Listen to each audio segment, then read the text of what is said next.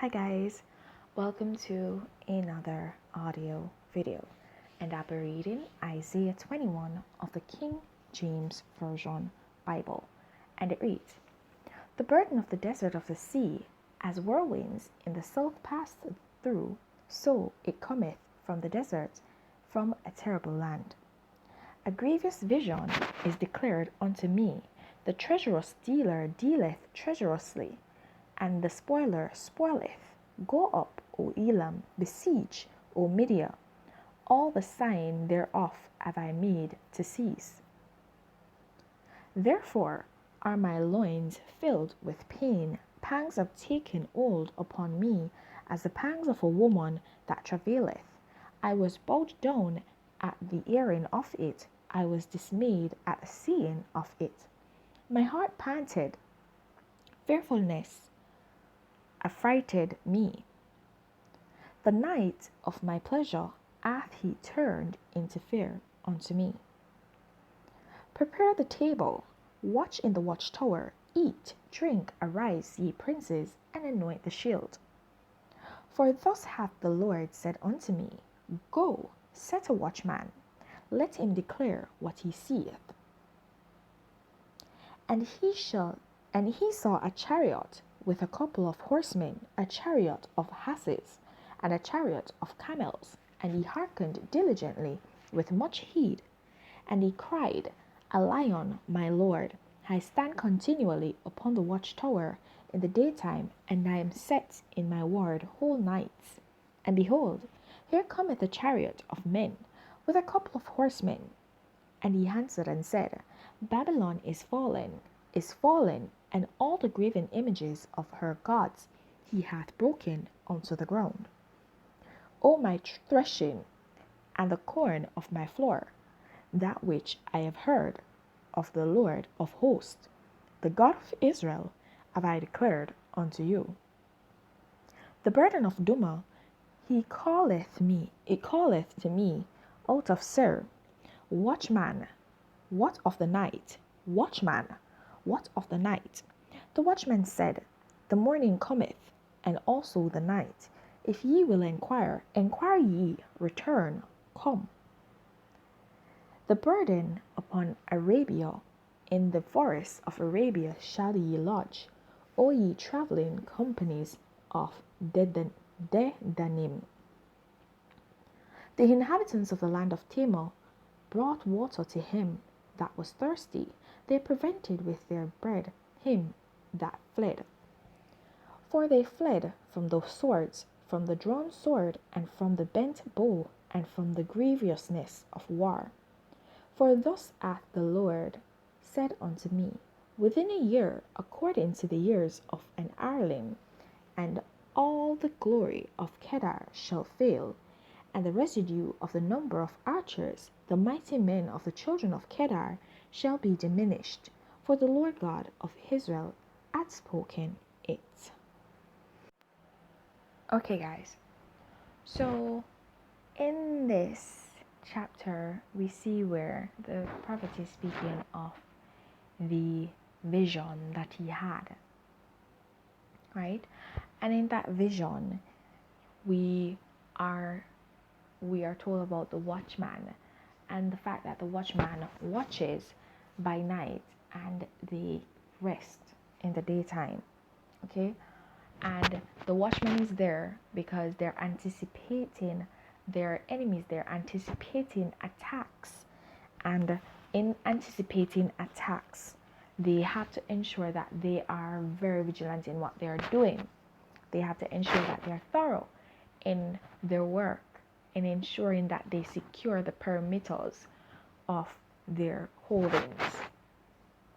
And so the watchman is spoken of here, and this brings a lot to my mind, and it reminds me also of a time where we had a study at church, and it was a message, not a study, a message, and we were told of the Lord needing watchmen.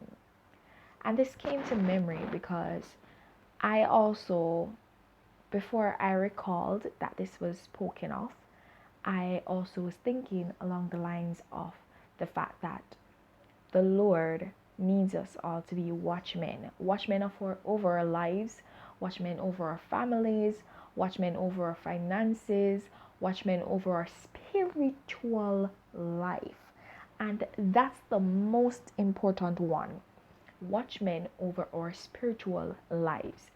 And that goes to show that in the night is where the enemy tries to sneak in. And so you need to be very thorough when you're up at night and you're actually watching for any attacks from the enemy. And so we see here that they were watching, and in the watchman carrying out his duty, right?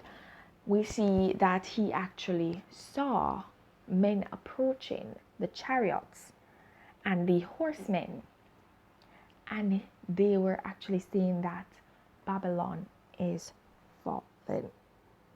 And this is actually something that speaks of the fact that Babylon will actually fall, and Babylon's false gods will fall also, because the Lord of hosts has to be exalted, and his words have to come to pass. They do not fail, they do not falter, they always come to fruition, right? And we see here where not only the fact that they were actually Babylon has actually fallen, but the fact that so we see here where Arabia was also involved, okay? And Arabia was involved in the fact that they actually had to help out because they were basically set up in the forest. And not only that, other nations were involved here, and other nations helped in this great battle, basically, right? And so we have contributory warfare going on as well. And when I think of that, I think of the fact that sometimes we think that we're alone in our battles, and we think that we're alone in our not only our physical battles but our spiritual battles as well. And sometimes we need to actually reach out and ask for help, but sometimes the Lord sends our help along in whatever way it might be. And sometimes it is that somebody needs to be held stationary, and he will actually send people to actually help in that as well. Not that that's basically a good thing at times, right, for others, but the Lord will put a standstill on things in order for his people to prevail, in order for his will to be done. Okay? And so we need to remember that. We need to take that into consideration as we go throughout our daily lives.